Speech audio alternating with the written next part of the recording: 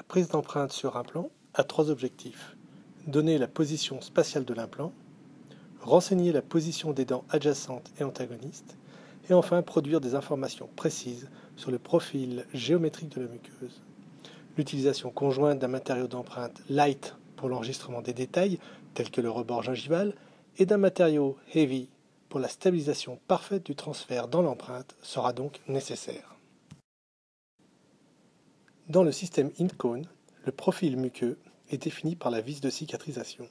On dit que la vis signe le profil parodontal de la future dent. Les composants prothétiques définitifs utilisés en aval sont conçus avec des profils parodontaux homothétiques à celui des vis.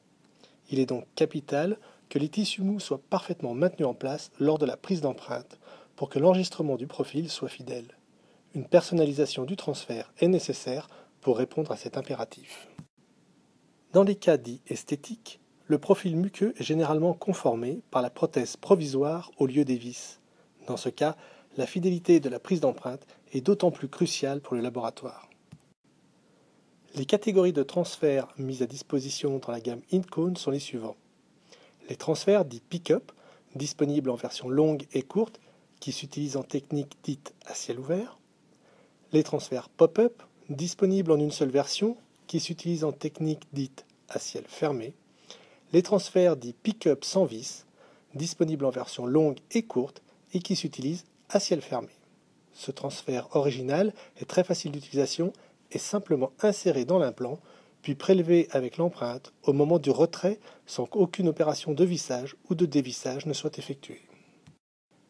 Quel que soit le type de transfert utilisé, il est nécessaire de le personnaliser au profil parodontal pour que la prise d'empreinte soit de qualité.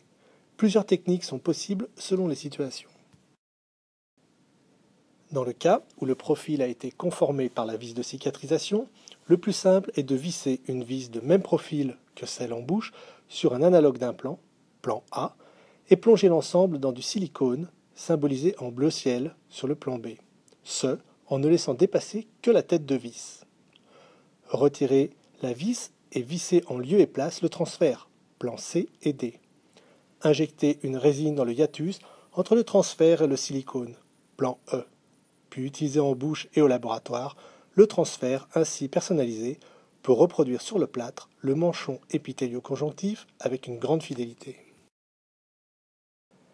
Une deuxième possibilité est l'utilisation des bagues en propylux d'une hauteur de 3 ou 5 mm fixées directement sur le transfert pick-up. La bague permettra de maintenir en place les tissus mous le temps de l'empreinte. Ensuite, pour la réalisation du faux modèle, il est déconseillé d'utiliser ici de la fausse gencive en silicone. Enfin, si le profil d'émergence a été conformé par la prothèse provisoire, le plus simple est d'injecter un composite fluide type flow dans le hiatus entre le transfert et la muqueuse directement en bouche. Attention dans ce cas, si l'empreinte porte sur plusieurs implants, l'opération ABCD doit être réalisée dans son intégralité sur chaque site, l'un après l'autre, de façon à ne pas laisser le temps à la gencive de se rétracter et de fausser l'information. Ce diaporama vous a été présenté par la société Global D, partenaire de vos chirurgies.